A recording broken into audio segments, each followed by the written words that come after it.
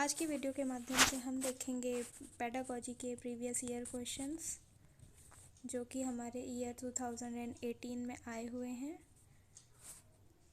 तो आइए देखते हैं।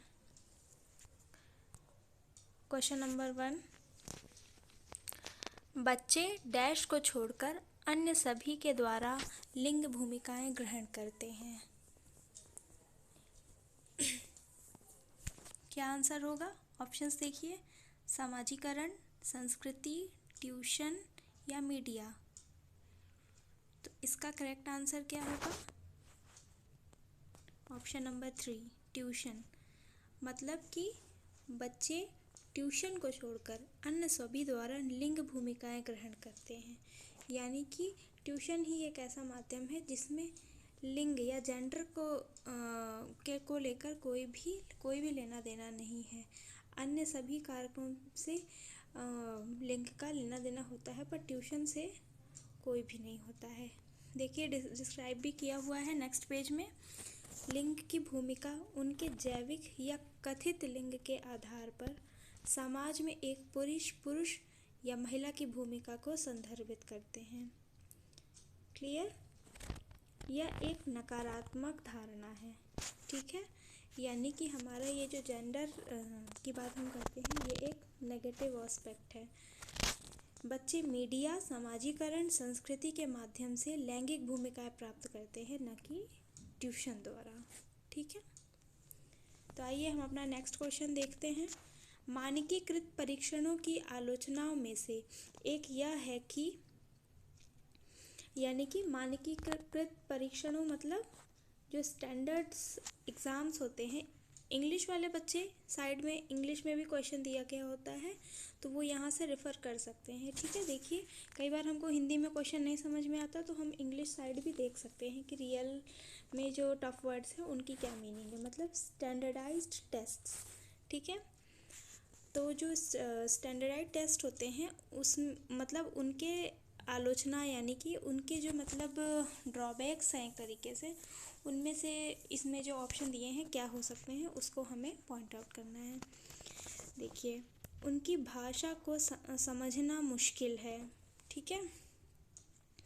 तो स्टैंडर्डाइज्ड टेस्ट हैं तो उनकी भाषा को समझना मुश्किल कैसे हो सकता है, ठीक है। ऐसा तो नहीं है, तो ये हमारा अलग हो गया। परीक्षण बड़ी आबादी पर लागू नहीं किए जा सकते, ठीक है। ऐसा तो है नहीं, परीक्षण बड़ी आबादी पे क्यों नहीं लागू किए जा सकते। देखिए जो स्टैंडर्डाइज्ड टेस्ट्स होते हैं यानी कि जो हमारे नॉर्मली स्कूल्स में एग्ज़ाम्स होते हैं, जो कि हमारे क्वेश्चन पेपर सेट होता है, फिर हम उसमें आंसर लिखते हैं, तो क्या वो हम अकेले बैठ के पेपर देते हैं? ऐसा तो है नहीं, हम ग्रुप में पेपर देते हैं। तो फिर यानी कि हमारा ये सेकंड ऑप्शन भी रॉन्ग हो गया। थर्ड ऑप्शन देखिए, वे बच्चे की क्षमता की स्पष्ट तस्वीर नहीं देते। भाई स्टैंडर्ड्स एग्ज़ाम्स हो रहे हैं, बच्चे की क्षमता की स्पष्ट तस्वीर कैसे नहीं देंगे? एग्ज़ाम फिर किस लिए हो रहा है, ठीक है। तो ये रॉन्ग हो गया। फोर्थ ऑप्शन देखिए, वे मुख्य रूप से मुख्य धारा की संस्कृति का प्रतिनिधित्व करते हैं, इसलिए पक्षपाती हैं। क्या बोल रहा है इसमें कि वह मुख्य धारा की संस्कृति का प्रतिनिधित्व करते हैं। मुख्य धारा की संस्कृति मतलब कि जो हमारा एक मतलब लार्ज स्केल पे जो हमारा मतलब कल्चरल एग्ज़ाम्स होते हैं, जैसे भी जिस भी तरीके से पुराने ज़माने से चला आ रहा है कि क्वेश्चन पेपर सेट कर दिया और आपको उन्हीं क्वेश्चन के आंसर रट के लर्न करके राइट डाउन करना है, तो वो पक्षपाती हो सकते हैं। किन मायनों में? देखिए यहाँ पे डिस्क्राइब भी किया हुआ है नेक्स्ट पेज में, मैं आपको दिखाती हूँ।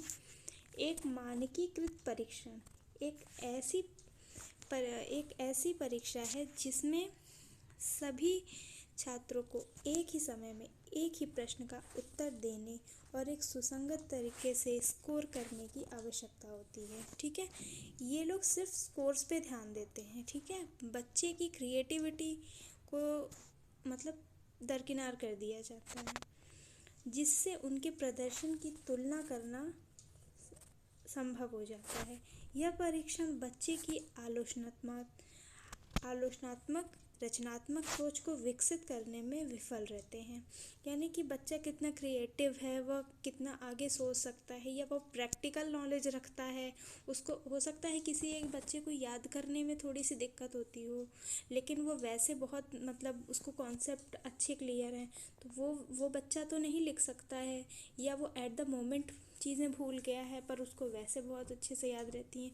तो ऐसे बच्चों के लिए दिक्कत है। तो यही मतलब उसका ड्रॉबैक है, यही हमसे क्वेश्चन में पूछा हुआ था। नेक्स्ट क्वेश्चन देखिए, एकाधिक बुद्धिमानी का सिद्धांत कहता है कि बुद्धि कई प्रकार की हो सकती है। ठीक है, एकाधिक यानी कि एक से अधिक बुद्धि का सिद्धांत क्या कहता है, बुद्धि कई प्रकार की हो सकती है। तो इसका तो मतलब ही यही हो गया। ठीक है, सेकंड ऑप्शन देख लेते हैं, पेंसिल पेपर परीक्षण सहायक नहीं है। ये तो देखिए ऑप्शन से ही हमको पता चल गया कि पेंसिल पेपर परीक्षण सहायक नहीं है।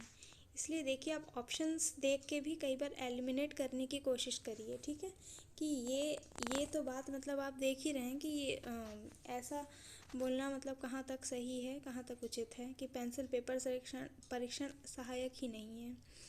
नेक्स्ट ऑप्शन देखिए, प्रभावी अध्ययन द्वारा बुद्धि बढ़ाई जा सकती है। बुद्धि बढ़ा रहे हैं प्रभावी अध्ययन द्वारा।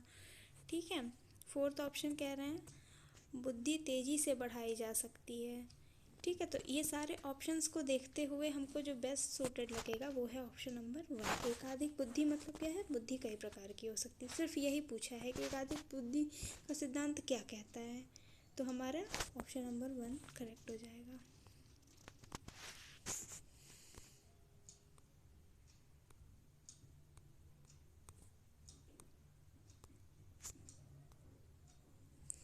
ये देखिए यहाँ पे हावर्ड गार्डनर ने 8 प्रकार की बुद्धि का सिद्धांत दिया हुआ है। ये पूरी यहाँ पे मैंने बुद्धि के प्रकार का चार्ट बना दिया है। देख लीजिए आप कितने कितने प्रकार की बुद्धि होती है। संगीत, लयबद्ध, तार्किक, गणितीय, शाब्दिक शब्द भाषा विज्ञान, अंतर्व्यक्तित्व, अंतःव्यक्तिगत, दृश्य, दार्शनिक और प्राकृतिक। और उनके उदाहरण अथवा विवरण के माध्यम से पूरे मैंने ये टेबल तैयार की है। आप लोग या तो इसको नोट डाउन कर लीजिए या आप स्क्रीनशॉट भी ले सकते हैं। लेटर ऑन आप इसको लिख के याद कर लीजिए, ये बहुत इंपॉर्टेंट है एग्ज़ाम पॉइंट ऑफ व्यू से। देखिए लास्ट ईयर में जो क्वेश्चन पूछे गए हैं उनको आप प्लीज़ ध्यान से कर लीजिए, क्योंकि ये मोस्टली क्वेश्चन रिपीट नहीं भी होंगे, क्योंकि अब सीबीटी एग्ज़ाम होने लगा है। तो कहीं ना कहीं पैटर्न फिर भी मतलब क्वेश्चन का पैटर्न सेम होगा। नेक्स्ट क्वेश्चन देखते हैं हम, क्वेश्चन नंबर 4। शिक्षक सीखने के लिए मूल्यांकन और सीखने के मूल्यांकन दोनों का उपयोग करते हैं। ठीक है, यानी कि assessment for learning and assessment of learning दोनों के लिए किस चीज़ का प्रयोग करते हैं। ऑप्शन देखिए, बच्चे की सीखने की ज़रूरतों को जानने में और तदनुसार शिक्षण रणनीति का चयन करने में। ऑप्शन नंबर 2, आवधिक अंतराल पर बच्चों के प्रदर्शन का आकलन करने और उनके प्रदर्शन को प्रमाणित करने में। ऑप्शन नंबर 3, बच्चों की प्रगति की निगरानी करने और उनके सिखाने के अंतराल भरने के लिए लक्ष्य निर्धारित करने में। या फिर बच्चों की प्रगति और उपलब्धि स्तर को जानने में।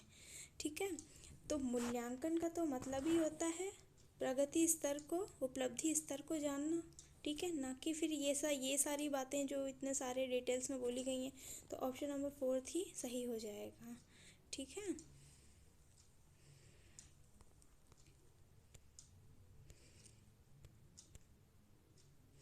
देखिए क्वेश्चन नंबर 5, निम्नलिखित में से कौन सा सतत और व्यापक मूल्यांकन से संबंधित नहीं है।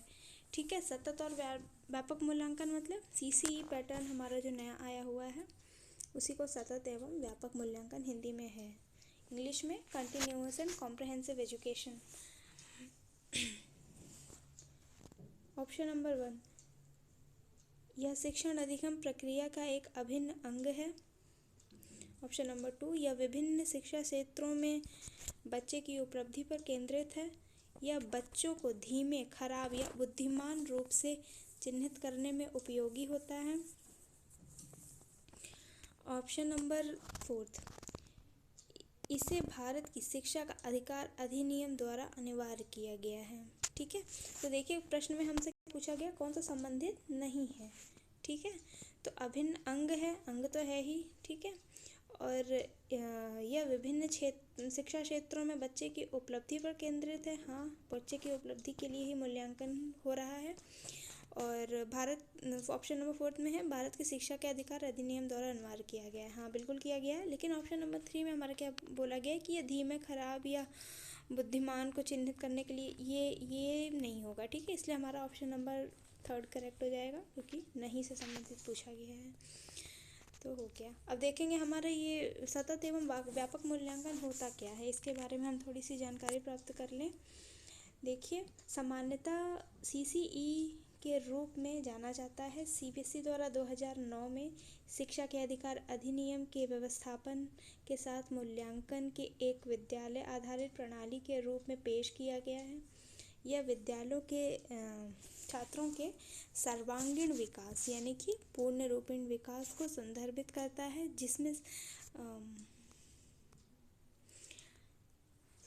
जिसमें संज्ञानात्मक, मनोप्रेरण और भावनात्मक डोमेन शामिल हैं। ठीक है, यह शिक्षण अधिगम का एक अभिन्न अंग है तथा यह विभिन्न शिक्षा क्षेत्रों में बच्चों की उपलब्धि पर केंद्रित है। ठीक है, नेक्स्ट क्वेश्चन, बच्चों में प्रतिभाशीलता के डैश के कारण हो सकती है। प्रतिभाशीलता का कारण पूछा हुआ है। ठीक है, ऑप्शंस देख लेते हैं। एक संसाधन समृद्ध वातावरण, सफल माता पिता, एक अनुशासित दिनचर्या, या फिर 4th ऑप्शन है अनुवांशिकता और वातावरण के बीच अंतःक्रिया। ठीक है, तो ऑप्शन नंबर 4 सही हो जाएगा। ठीक है, क्योंकि अनुशासित दिनचर्या होने के बाद भी कोई ज़रूरी नहीं है कि बच्चा जो है प्रतिभाशील हो ही। माता पिता सफल हैं, कोई ज़रूरी नहीं है कि बच्चा भी प्रतिभाशाली निकलेगा, ऐसा कोई इम्पोर्टेंट नहीं है। और फर्स्ट, संसाधन समृद्ध वातावरण, ये भी कोई बहुत मतलब करेक्ट नहीं हुआ कि संसाधन है तो बच्चा प्रतिभाशील निकलेगा। ये है ऑप्शन नंबर 4 ही करेक्ट होगा, अनुवांशिकता भी हो सकता है। और वातावरण के बीच अंतःक्रिया कि वह मतलब उसके हेरिडिटी एंड एनवायरनमेंट कैसा है। ठीक है, तो ऑप्शन नंबर 4 करेक्ट हो जाएगा। प्रतिभाशाली बच्चे की विशेषता देखिए, प्रतिभाशाली बच्चों की एक विशेषता है जो एक ही उम्र के अन्य लोगों के साथ तुलना में असाधारण रूप से कार्य करने के लिए संदर्भित करता है। प्रतिभावान अनुवांशिकता और पर्यावरण के बीच संपर्क क्रिया है, क्योंकि कोई भी बच्चा जन्मजात प्रतिभावान नहीं होता। ठीक है, ये नोट डाउन करने वाली बात है, क्योंकि इसके माध्यम से भी प्रश्न पूछे जा सकते हैं। कोई भी बच्चा, ये ऑप्शन में दिया जा सकता है कि जन्मजात है, कि 2 से 4 साल के वर्ष है, कि 4 से 5 के होता है, या फिर जन्मजात होता है, या फिर इनमें से कोई नहीं। ठीक है, तो कोई भी बच्चा जन्मजात प्रतिभावान नहीं होता, लेकिन केवल प्रतिभावानता की क्षमता के साथ पैदा होता है। उसमें प्रतिभावान होने की क्षमता हो सकती है, लेकिन वो ऐसा नहीं है कि प्रतिभावानता अपनी लेकर जन्मा हो। ठीक है, तो ऑप्शन करेक्ट हो जाएगा। नेक्स्ट क्वेश्चन, सामाजिक आर्थिक रूप से वंचित पृष्ठभूमि से आने वाले बच्चों को कक्षा के माहौल की आवश्यकता होती है। ठीक है, सामाजिक आर्थिक रूप से वंचित बच्चे मतलब जैसे कोई पिछड़े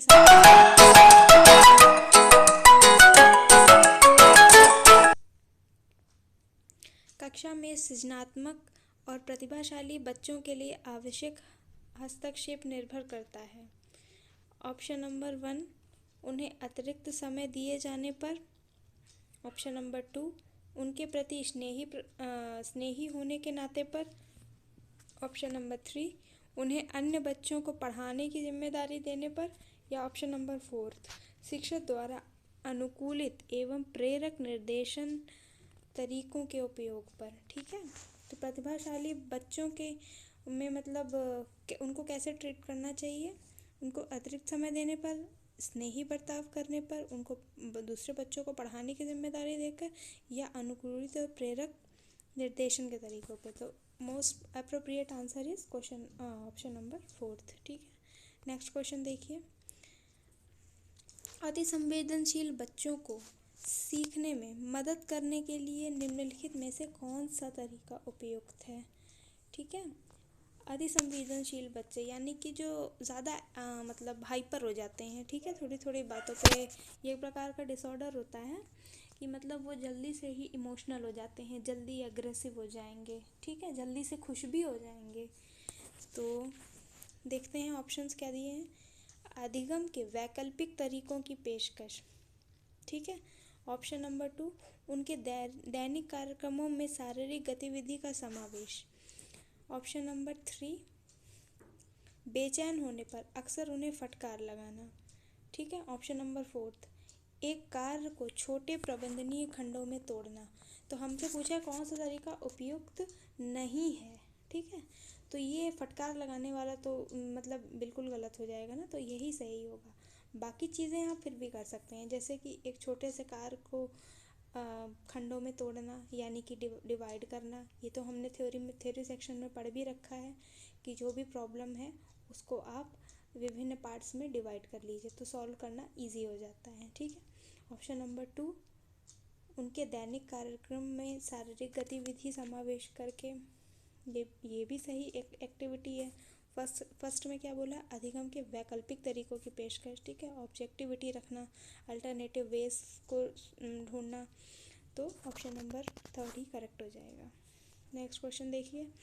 हाँ, ये देखिए, हाइपर एक्टिव बच्चों को निर्देशित सुनने या उसे मानने में कठिनाई होती है और वे आसानी से विचलित हो जाते हैं, ठीक है। देखिए बता रहा है ना, आसानी से विचलित हो जाते हैं। वे आवेगी, अति उत्साही और एक ही बार में कई काम करना चाहते हैं। एक ही बार में कई काम करते हैं, फिर काम बिगाड़ लेते हैं, बिगड़ जाता है तो उसके बाद में उनको मतलब उसको लेके वो सैड फील करते हैं, लो फील करते हैं, ठीक है।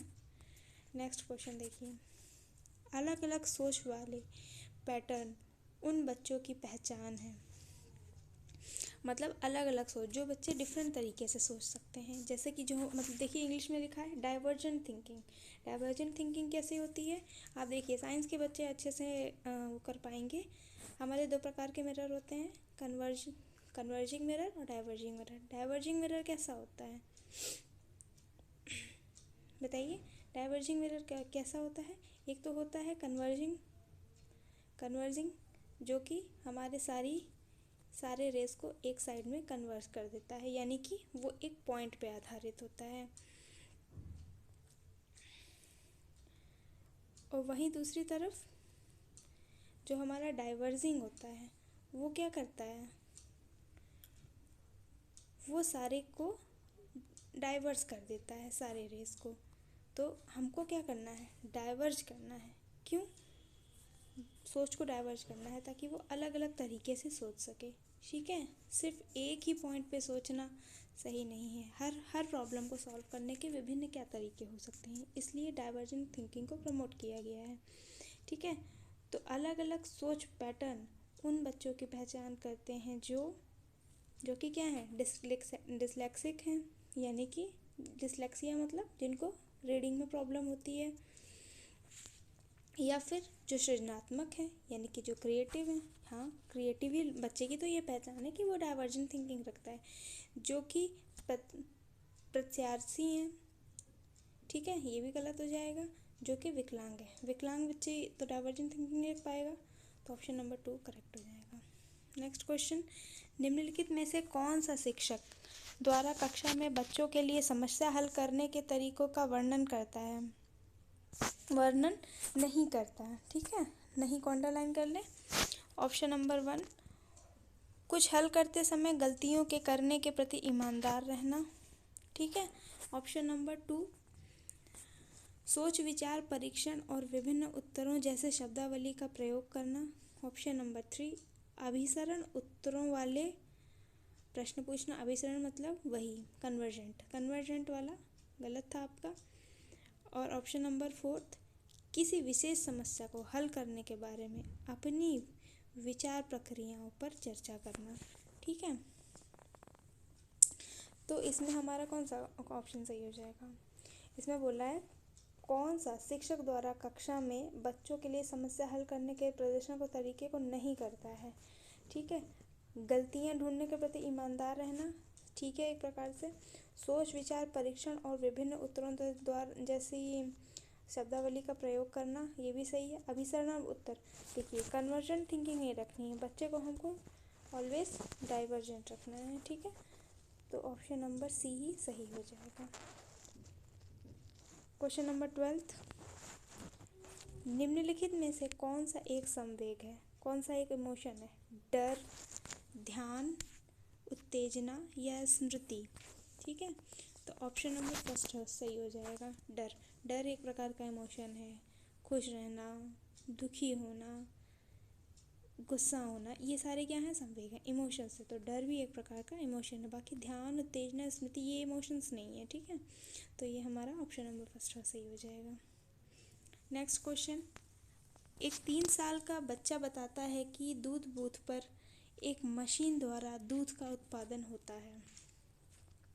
निम्नलिखित में से कौन सा बच्चे की समझ का सबसे अच्छा स्पष्टीकरण करता है? बच्चा क्या कहता है कि जो दूध का बूथ है यानी कि जो डेयरी है वहीं पर मतलब मशीन द्वारा दूध का उत्पादन किया जाता है।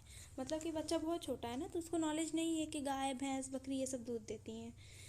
ठीक है, तो ऑप्शन नंबर 1 देखिए क्या कहता है, बच्चे का जवाब दूध बूथ से दूध खरीदने के अपने अनुभव पर निर्धारित है। हाँ, ये ऑप्शन सही लग रहा है कि मतलब बच्चे का अनुभव ये है कि दूध के बूथ पर वो खरीदने जाता है तो उसको वही अनुभव है, इसलिए वो वही रिफ्लेक्ट भी कर रहा है। ऑप्शन नंबर 2, बच्चे ने गायों को कभी नहीं देखा।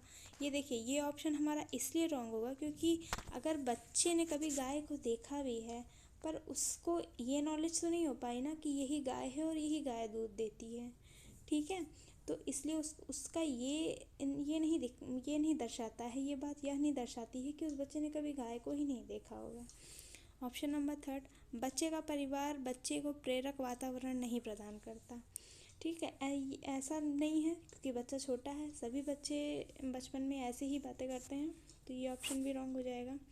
ऑप्शन नंबर 4, बच्चे को दुनिया का बहुत सीमित ज्ञान है। ठीक है, ऐसा नहीं है, बच्चे छोटे होते हैं तो उनको सीमित ज्ञान होता ही है, इसलिए ये कहना तो गलत हो जाएगा। तो ऑप्शन नंबर 1 करेक्ट हो जाएगा।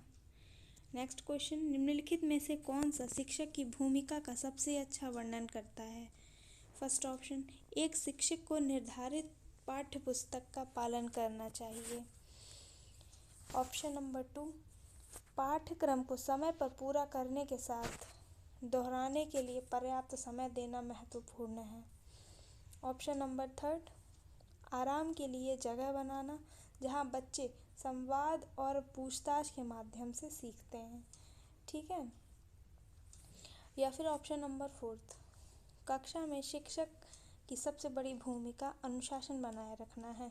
तो देखिए ऑप्शन नंबर 3 यहाँ पे मोस्ट अप्रोप्रिएट हमको दिख रहा है कि आप बच्चों के लिए एक रिलैक्स्ड एनवायरनमेंट बनाएं, लर्निंग के लिए एक रिलैक्स एनवायरनमेंट बनाएं और उनसे संवाद करते रहें, पूछताछ करते रहें, उनको स्वयं से सीखने का अवसर प्रदान करें। ठीक है, अनुशासन ही बनाए रखेंगे, पाठ्य पुस्तक पर ही केवल ध्यान देंगे या केवल रिवीजन पे ही ध्यान देंगे, उससे कोई मतलब नहीं है। अब हमारे मतलब कि नए पैटर्न के अनुसार हमको बच्चे को खुद से सीखने की क्षमता उसमें जागृत करनी होगी। तो ऑप्शन नंबर 3 ही करेक्ट हो जाएगा। नेक्स्ट क्वेश्चन, निम्नलिखित में से कौन सी कक्षा समृद्ध शिक्षा को प्रोत्साहित करती है? ऑप्शन नंबर 1, वह कक्षा जिसमें खुली गतिविधि कोने हों और विभिन्न प्रकार के बाल साहित्य खुली शेल्फ में रखी हो, जो दिन के किसी भी समय प्राप्त किया जा सके। ठीक है, हाँ, ये तो अच्छा एनवायरनमेंट है कि कभी भी आप कहीं पे भी बुक रखी है, कभी भी जब भी बच्चे का मन किया लेके वो बुक्स पढ़ने लगा। ठीक है, तो ये ऑप्शन सही बात है। सेकंड क्या है, अलमारी में अच्छी तरीके से संगठित सामग्री वाली कक्षा जहाँ सामग्री को सप्ताह में एक ही बार, ठीक है, मुक्त खेलों के लिए बाहर लाया जाता हो। ये देखिए, ये लिमिट्स लगा दी, लिमिट्स नहीं लगाना है। लिमिट्स वाले ऑप्शंस रॉन्ग होते हैं कि सप्ताह में एक ही बार। एक ही बार क्यों भाई? बच्चा जब चाहे, जब उसके अंदर जिज्ञासा उठे, तब वो चीज़ उठाकर इस्तेमाल में ला सकता है अपने। ऑप्शन नंबर थर्ड, पाठ्यपुस्तक सामग्री द्वारा संचालित संरचित और योजनाबद्ध अधिगम वाली कक्षा। ठीक है, खाली पाठ्यपुस्तक सामग्रियाँ हैं और अन्य कुछ भी नहीं है। ऑप्शन नंबर फोर्थ, वह कक्षा जिसमें प्रदर्शित विभिन्न प्रकार की सामग्री बच्चों की पहुंच से परे हो, ताकि सामग्री लंबे समय तक चलती रहे। सामग्री को चलाना तो हमारा मोटो है नहीं, मेन हमारा काम क्या है कि बच्चे को अच्छे से अच्छी सुविधा मिले, वह अच्छे से अच्छा एनवायरनमेंट पा सके जिसमें वो अपना अधिगम पूर्ण कर सके। तो ऑप्शन नंबर 1 सही हो जाएगा क्वेश्चन नंबर 15 का। नेक्स्ट, निम्नलिखित में से कौन सा कक्षा में पाठ्यपुस्तकों की भूमिका का सबसे अच्छा वर्णन करता है? पाठ्यपुस्तक की भूमिका पर प्रश्न आया हुआ है, देखिए। वे एक राज्य या राष्ट्र में अधिगम की एकरूपता बनाए रखते हैं। ऑप्शन नंबर 2, वे अध्ययन के पाठ्यक्रम के बारे में शिक्षकों माता पिता को मार्गदर्शन प्रदान करते हैं। वे संसाधन रहित संदर्भ में सबसे आवश्यक अधिगम संसाधन बनते हैं। या फिर ऑप्शन नंबर 4, वे कक्षा में उपलब्ध संसाधन और संदर्भ सामग्री में से एक है। तो देखिए, पाठ्यपुस्तक हमारी क्या है? पाठ्यपुस्तक हमारी एक प्रकार की एक एजेंट है, एक रिसोर्स है, जिसको कि हम अपने अधिगम के लिए या लर्निंग प्रोसेस के लिए इस्तेमाल में लाते हैं। सभी कुछ पाठ्यपुस्तकों पर आधारित नहीं होना चाहिए। ठीक है, तो ऑप्शन नंबर 4 ही सही हो जाएगा कि वह एक सामग्री मात्र है। क्वेश्चन नंबर 17, राष्ट्रीय पाठ्यचर्या फ्रेमवर्क 2005 में से अपनी डैश से प्राप्त की है। क्या किस बारे में चर्चा की गई है एनसीएफ 2005 में?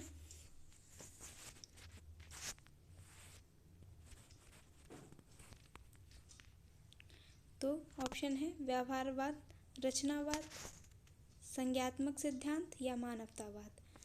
तो इसमें किस चीज़ का चर्चा की गई है? क्रिएटिविटी की, ठीक है, कंस्ट्रक्टिविटी की। तो ऑप्शन नंबर 2 सही हो जाएगा। नेक्स्ट क्वेश्चन देखिए, यहाँ पे एनसीएफ 2005 के बारे में बताया भी गया है।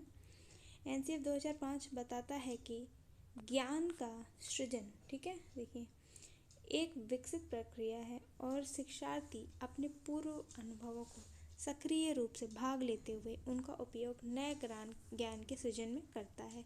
यानी कि पूर्व अनुभवों का इस्तेमाल करके नए अनुभवों को सृजन करने में प्रयोग करता है। यहाँ पे शिक्षक क्या है? सुविधादाता के रूप में है, ठीक है, मतलब वो एक हेल्पर मात्र है, बाकी बच्चे को खुद से लर्निंग बाय डूइंग वाला। सतत एवं व्यापक मूल्यांकन CCE। थर्ड है स्व अधिगम सेल्फ लर्निंग एंड फोर्थ है क्रिएटिविटी। और भी बहुत सारी बातें की गई हैं, यहाँ पे बस इतना ही मैंने शॉर्ट में समझाने के लिए यहाँ पे लिख दिया है। नेक्स्ट क्वेश्चन, कक्षा में बच्चों को प्रेरित समझा जाता है यदि? बच्चों को प्रेरित कब समझा जाएगा? ऑप्शन देखिए, वे कक्षा में अनुशासन बनाए रखते हैं, ठीक है, तो प्रेरणा सिर्फ अनुशासन में है, लेकिन वह आगे बढ़ने के लिए, पढ़ने के लिए, ज्ञान प्राप्त करने के लिए प्रेरित हैं, यह तो यह नहीं दर्शाएगा, ठीक है। ऑप्शन नंबर 2, वे सभी उपस्थिति में नियमित हैं, सारे प्रेजेंट रहते हैं हमेशा। तो प्रेजेंट रहते हैं, हो सकता है कि वह खाली मस्ती करने आते हों, है ना, ऐसा तो ज़रूरी नहीं है कि वो बहुत प्रेरित हैं आगे बढ़ने के लिए, तो ये भी गलत हो जाएगा। ऑप्शन नंबर 3, वे शिक्षक से स्पष्टीकरण प्राप्त करने के लिए प्रश्न पूछते हैं। हाँ, अगर वो बहुत प्रेरित हैं, आगे बढ़ना चाहते हैं, तो हो सकता है कि वो टीचर से मतलब क्वेरी करेंगे, मतलब वो मतलब उनके अंदर जिज्ञासा रहेगी, ठीक है, तो ये ऑप्शन सही दिख रहा है। ऑप्शन नंबर 4 देख लेते हैं, वे अच्छी तरीके से वर्दी पहन के आते हैं, यूनिफॉर्म पहन के आते हैं, यह तो नहीं दर्शाता कि वह प्रेरित है, तो ऑप्शन नंबर 3 सही है। नेक्स्ट क्वेश्चन, निम्नलिखित में से कौन सा बच्चों में अधिगम में सुधार करने के लिए सबसे अधिक उपयुक्त है? शिक्षक को विभिन्न उदाहरणों और चित्रों का उपयोग करके विषय की व्याख्या करनी चाहिए। ठीक है। ऑप्शन नंबर 2, कक्षा में सभी प्रकार के शिक्षण अधिगम सामग्री होनी चाहिए। ऑप्शन नंबर 3, शिक्षक को वास्तविक जीवन स्थितियों पर बच्चों को एक दूसरे के साथ बातचीत करने में मदद करनी चाहिए। ऑप्शन नंबर 4, नियमित मूल्यांकन परीक्षा आयोजित की जानी चाहिए। तो देखिए, हमको प्रश्नों में क्या है, नेगेटिव बातें ढूंढनी है। किसमें नेगेटिव बातें की गई हैं, किसमें पॉजिटिव बात की गई है, देखेंगे हम। ये देखिए, नियमित मूल्यांकन परीक्षा आयोजित की जानी चाहिए। नियमित मूल्यांकन परीक्षा आयोजित, ये सारे ऑप्शंस में ऐसी बातें की गई होती हैं कि सही नहीं होते हैं। हमारी नई शिक्षा प्रणाली इन सब चीज़ों की बात नहीं करती है कि खाली परीक्षण कराए जाओ, बच्चों को रटाए जाओ। ठीक है, वो गलत है। ऑप्शन नंबर 2 देख लें, कक्षा में सभी प्रकार की शिक्षण सामग्री होनी चाहिए। सामग्री होनी चाहिए, वो बात सही है, लेकिन क्या बच्चे उनका सही उपयोग कर रहे हैं, उनका उपयोग जानते हैं? ये बात तो नहीं कही गई है ना इसमें, तो ये भी डाउटफुल है। ऑप्शन नंबर 1 देखिए, शिक्षक को विभिन्न उदाहरणों और चित्रों का उपयोग करके विषय की व्याख्या करनी चाहिए। हाँ, ये भी सही है, लेकिन ऑप्शन नंबर 3 हमारा क्या कह रहा है? ठीक है, पर डाउटफुल तो है। ऑप्शन नंबर 3 भी एक बार देख सकते हैं, शिक्षक को वास्तविक जीवन की स्थितियों पर। ठीक है, ये देखिए, इस तरीके के जो पॉइंट्स होते हैं ये पॉजिटिविटी दर्शाते हैं, वास्तविक जीवन। अब देखिए, बच्चा अपनी रियल लाइफ से रिलेट करके चीज़ों को देख रहा है। ठीक है, तो ये भी एक ये पॉजिटिविटी है। एक दूसरे के साथ बातचीत करके, एक दूसरे के साथ बातचीत कर रहा है, रियलिस्टिक बातें कर रहा है, तो option number 3 is more correct. ठीक है, तो ऑप्शन नंबर 3 ही आंसर होगा। क्वेश्चन नंबर नेक्स्ट देख लेते हैं, अनुशासन जो अधिगम वातावरण में एक महत्वपूर्ण भूमिका निभाता है, किस तरह की मदद करता है अनुशासन? ऑप्शन नंबर 1, चुप्पी साधे रहने के लिए। नहीं, अनुशासन मतलब चुप्पी साधे रहना तो होता नहीं है, रॉन्ग हो गया। शिक्षकों को निर्देश देने में, बच्चा शिक्षक को निर्देश देगा, ऐसा ये अनुशासन तो नहीं कहता। बच्चों को उनके पाठ या रटकर याद करने में, देखिए फिर से नेगेटिव बात, रॉन्ग। क्वेश्चन नंबर 4, बच्चा अपनी शिक्षा को विनियमित और मॉनिटर करने के लिए, तो ये सही होगा कि वो अपनी क्लास को अच्छे से मॉनिटर करे, अच्छे से अपनी लर्निंग पे ध्यान दे। ठीक है, नेक्स्ट क्वेश्चन, आनुवंशिकता और पर्यावरण की भूमिका के बारे में निम्नलिखित में से कौन सा कथन सत्य है? सीखने और प्रदर्शन करने की एक बच्चे की क्षमता जीनों द्वारा पूरी तरह से निर्धारित की जाती है। मतलब उसके जो जीन्स होते हैं वो निर्धारित करते हैं कि वह कैसे सीखेगा, कैसे अपनी जानकारी प्राप्त करेगा। ऑप्शन नंबर 2, अच्छी देखभाल, पौष्टिक आहार बच्चे के किसी भी जन्मजात विकार को दूर कर सकती है। ठीक है, जन्मजात विकार को अच्छा पौष्टिक आहार अगर वो है, मतलब बचपन से ही कोई डिसेबिलिटी के साथ पैदा हुआ है, तो उसको आप कितना भी आहार खिला लीजिए, उससे तो कोई फ़र्क पड़ने वाला है नहीं। पर्यावरण केवल बच्चे के भाषा विकास में महत्वपूर्ण भूमिका निभाते हैं, कोई ज़रूरी भी नहीं है। ठीक है, ऑप्शन नंबर 4 देख लेते हैं एक बार, विकास के कुछ पहलू आनुवंशिकता, कुछ अन्य पर्यावरण पर प्रभावित होते हैं, ये ऑप्शन सही है। ठीक है, कि कुछ पहलू आनुवंशिकता और कुछ पर्यावरण पर आधारित होते हैं। ठीक है, ये सही हो गया। नेक्स्ट क्वेश्चन, निम्नलिखित में से कौन सा कथन पियाजे के सिद्धांत के अनुसार कहा नहीं जा सकता? ठीक है, नहीं के बारे में पूछा है। बच्चे अपने दुनिया के बारे में ज्ञान का निर्माण उपयोग करते हैं। ऑप्शन नंबर 2, निरंतर अभ्यास से अधिगम होता है। ऑप्शन नंबर 3, बच्चे अपने पर्यावरण पर क्रिया करते हैं। और ऑप्शन नंबर 4, विकास गुणात्मक चरणों में होता है। तो पियाजे की थ्योरी के अनुसार क्या सही हो जाएगा? Option number 2।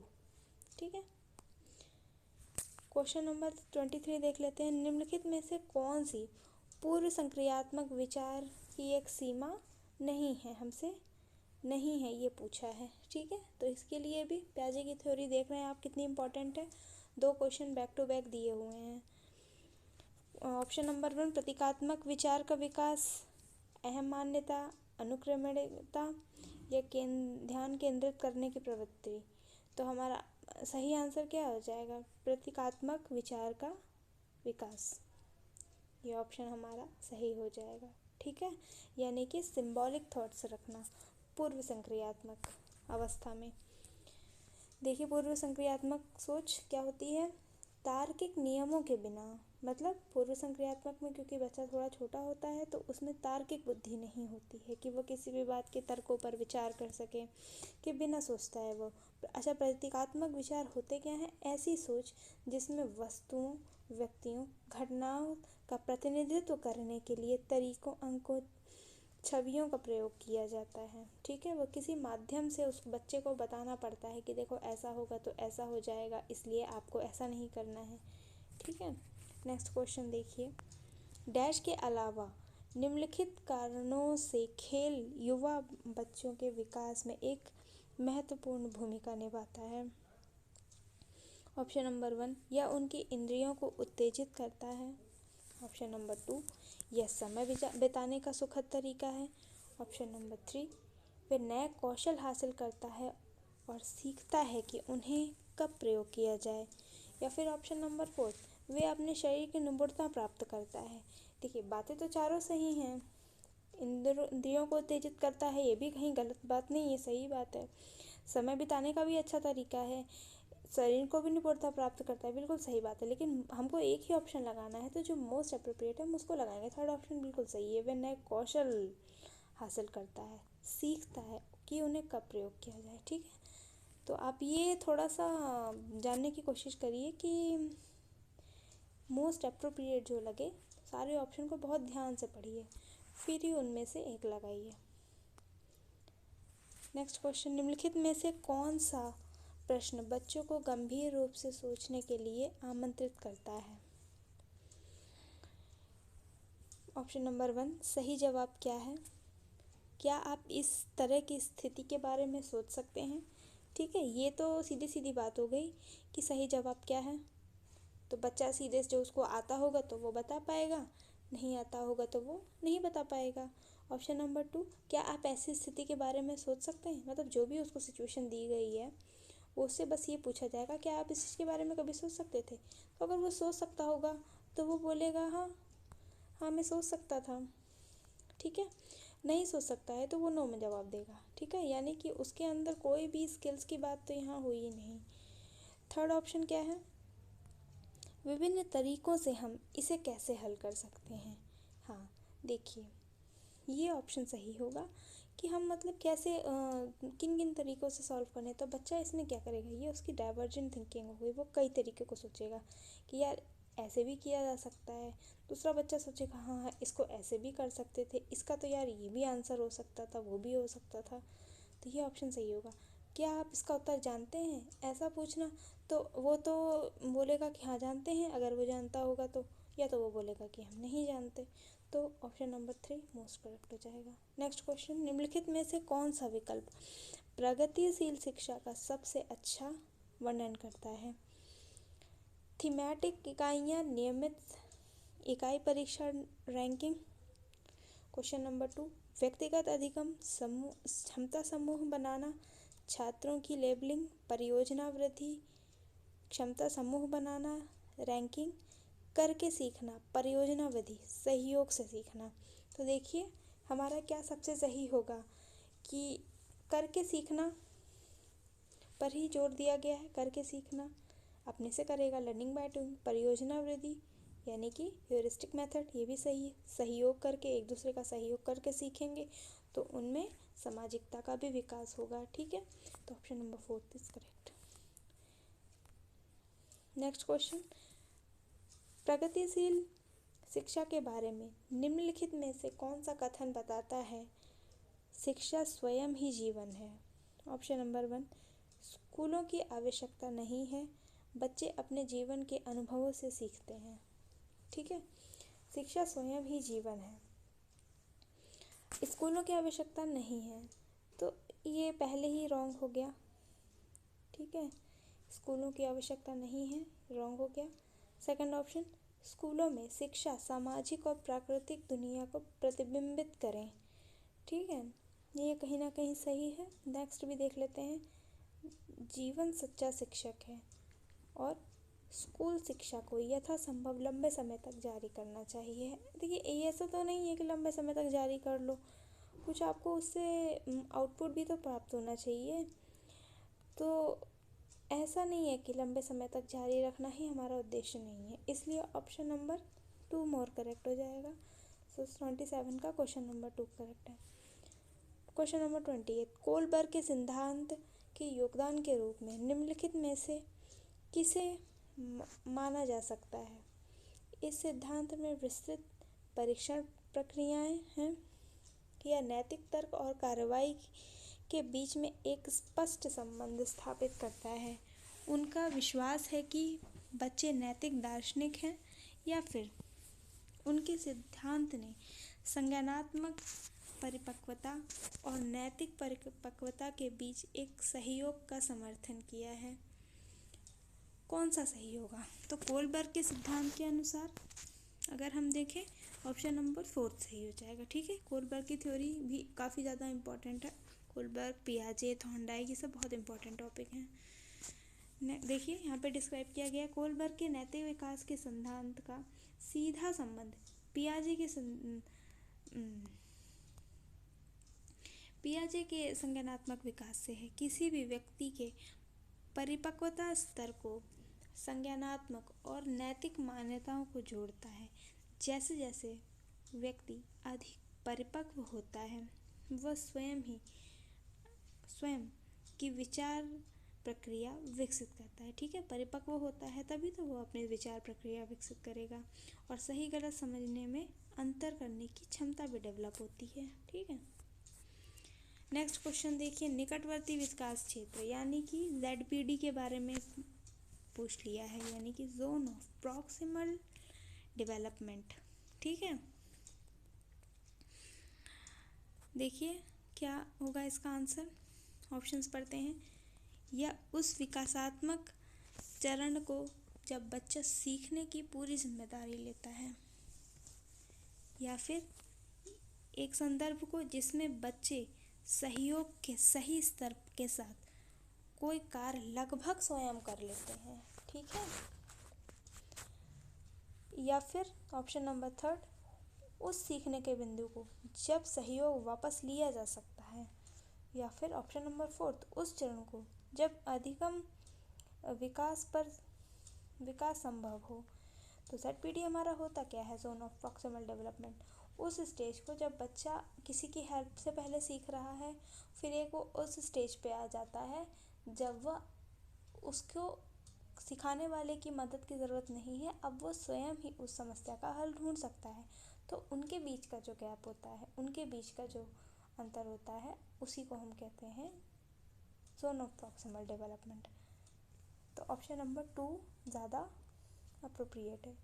ठीक है, लास्ट क्वेश्चन हमारा, एक उभयलिंगी व्यक्ति, ठीक है, में आमतौर पर माने गए मर्दाना और स्त्री गुणों का समायोजन होता है।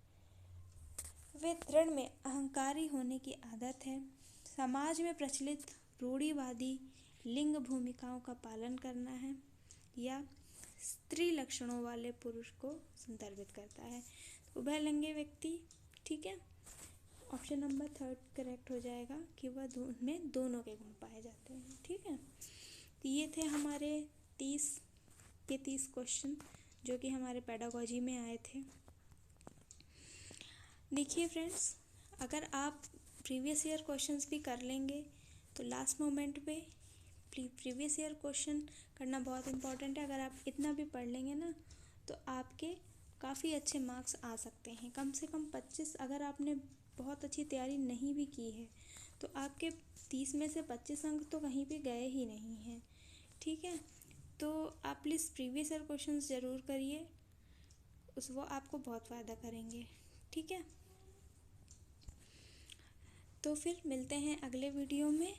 प्लीज़ वीडियो को लाइक करें, शेयर करें और चैनल को सब्सक्राइब कर दें और बेल आइकन का थंब को प्रेस कर दें। Thank you.